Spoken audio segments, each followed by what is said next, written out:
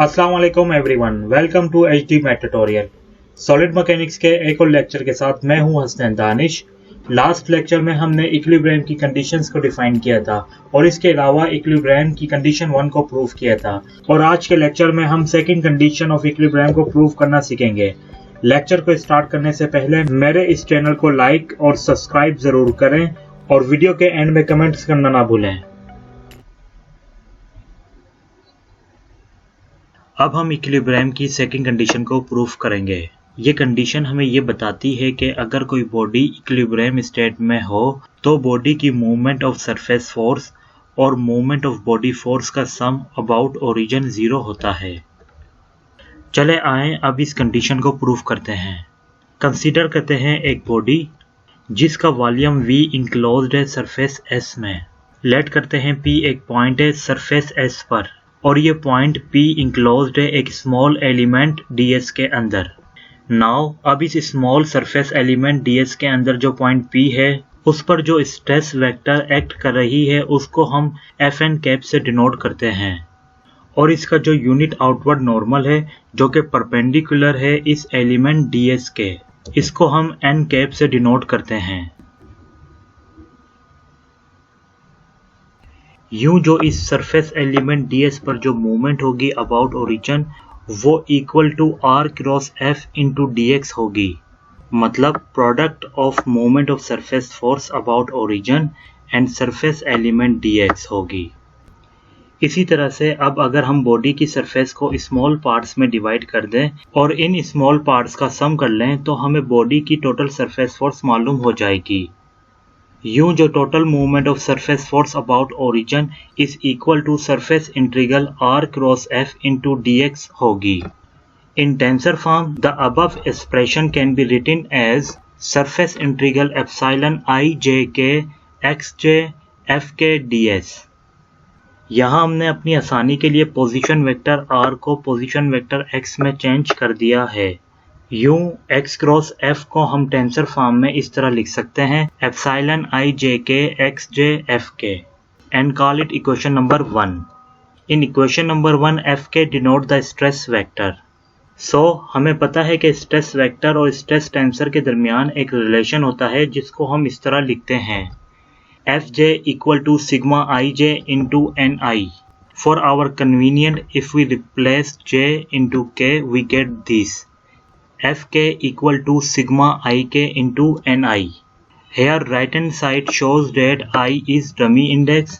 तो इसका मतलब ये हुआ कि इंडेक्स i को हम अपनी आसानी के लिए किसी और इंडेक्स में चेंज कर सकते हैं। लेट्स से वो इंडेक्स l है। So we get this Fk equal to sigma lk into nl. Now substituting Fk into equation number 1 we get this surface integral epsilon i j k x j sigma l k n l dx। Now अब हम इस surface integral को volume integral में change कर देंगे by using divergence theorem, क्योंकि हमें पता है कि दो क्वांटिटीज की एडिशन तभी पॉसिबल होती है जब वो सेम क्वांटिटी हो और यहाँ हमने मूवमेंट ऑफ बॉडी फोर्स और सरफेस फोर्स का सम मालूम करना है, इसलिए हम डाइवर्जेंस थ्योरम को यूज करके सरफेस इंटीग्रल को वॉल्यूम इंटीग्रल में चेंज करेंगे।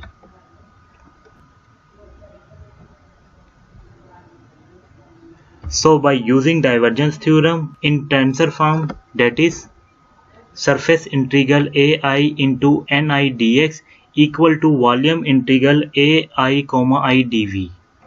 यूं जो total movement of a surface force about origin which is equal to volume integral epsilon I j k x j sigma l k comma l dv है। अब यहाँ epsilon i j k एक scalar quantity है, so we can write as this.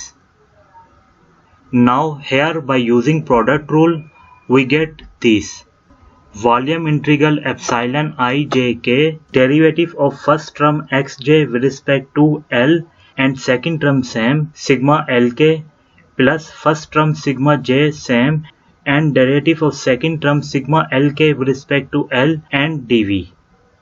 अब हमें पता है कि X J comma L can be written as partial derivative X J over partial X L which is equal to this If j equal to L, we get 1.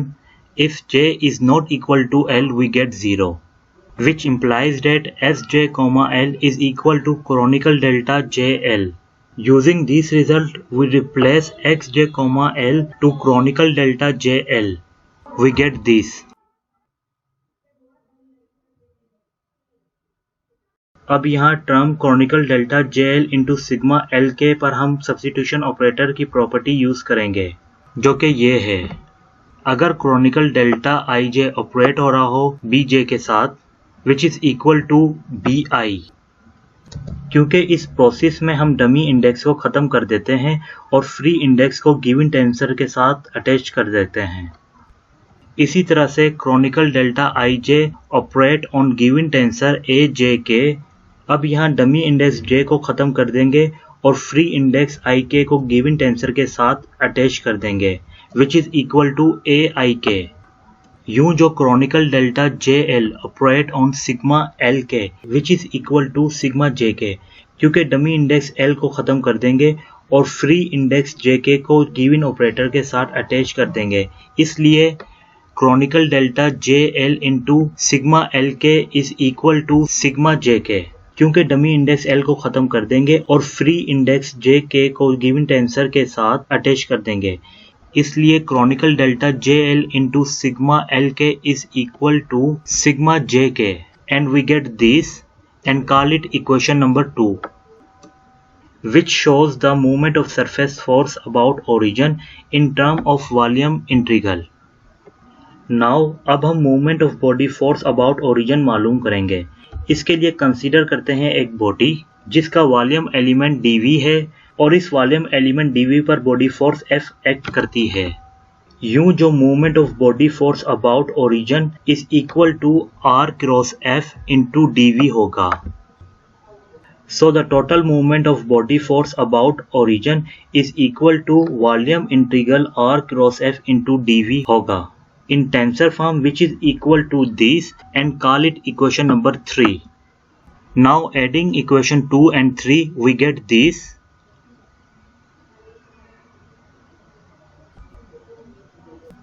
अब इस expression में volume integral और epsilon Ijk को common ले लेंगे and we get this.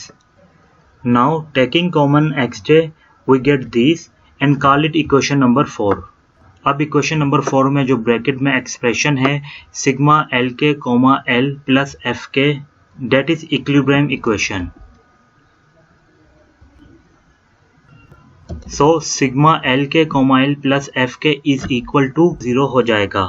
यूं equation number 4 becomes this.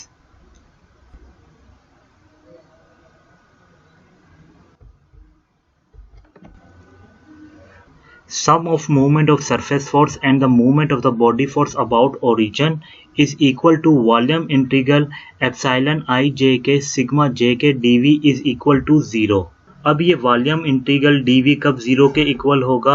जब integrand मतलब epsilon Ijk sigma Jk equal to 0 हो उन पॉइंट्स पर जिन पर ये कंटिन्यूस हो। यूं epsilon Ijk sigma Jk equal to 0 होगा, which shows that the sum of the stresses is 0, that is, the body experiences no force or any movement of force when it is in equilibrium.